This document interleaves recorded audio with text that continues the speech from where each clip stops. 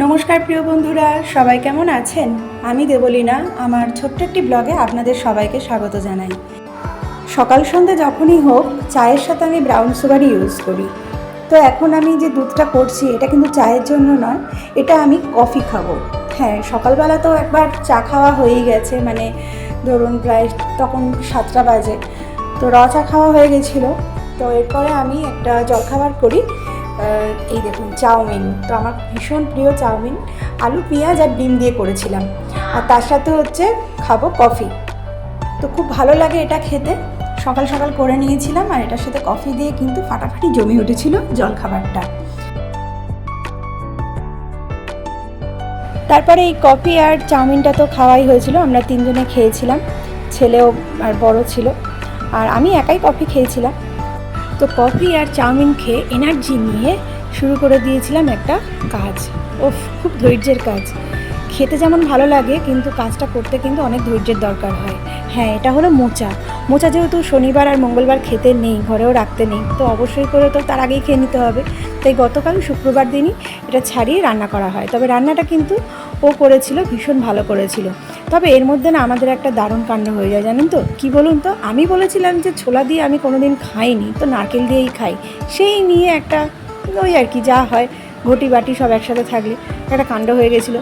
তো আমিও রিয়্যাক্ট করে রান্নাটা ওই করেছিল। তো এইসব ছাড়ুন, তারপরে আমি ভালোভাবে শান্ত মনে পুজো করেছিলাম। পুজোতে দেখুন এই দোপাটি ফুল, তারপরে সেই দেখুন জিনিয়া ফুলটা, না এটা কী ফুল আমি জানি না, হয়েই রয়েছে, অনেক দিন হয়ে গেল, প্রায় 4-5 দিন হয়ে গেল হয়েই রয়েছে।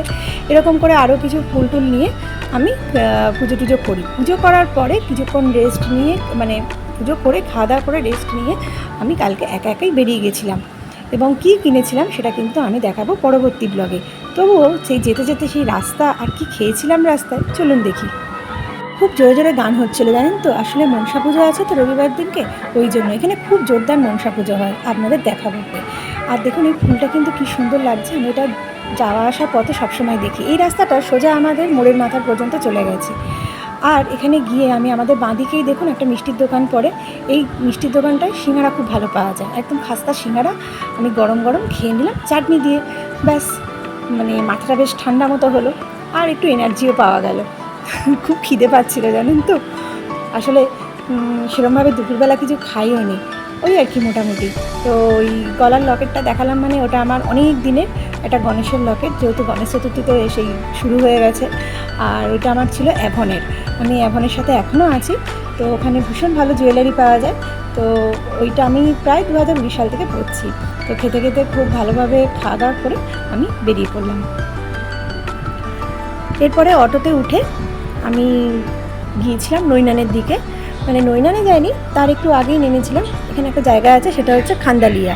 ওখানে একটা শপিং মল আছে, সেখানে মুদি কেয়ার পাওয়া যায়। সেখানে আমার কিছু প্রয়োজনীয় জিনিস কেনার ছিল, তো সেখানে গিয়ে আমি আমার দিদির সাথে দেখা হয়ে গেছিলো, জানেন তো? কী যে ভালো লেগেছিল, কত দিন পরে দেখা হলো। তো এই কাজের সূত্রেই ওনার সাথে আলাপ, আর সেখানেই দেখা। তো ভীষণ ভালো লাগছিলো, উনিও খুব খুশি হয়েছিলেন আমাকে দেখে। তো ওখান থেকে বেরিয়ে আমি একটি সোনার দোকানে গিয়েছিলাম, আসলে গণেশজির জন্য একটা জিনিস কেনার ছিল, জানেন তো? আর সেটাই আমি দেখাবো কিন্তু পরবর্তী ব্লগে, সারপ্রাইজ থাকলো। আজ এই পর্যন্তই রইল, পরবর্তী ব্লগে আবার দেখা হবে। আপনারা সবাই খুব সুস্থ থাকবেন, ভালো থাকবেন, আর গণেশজির নাম নিতে নিতে আজকে আসি, টাটা।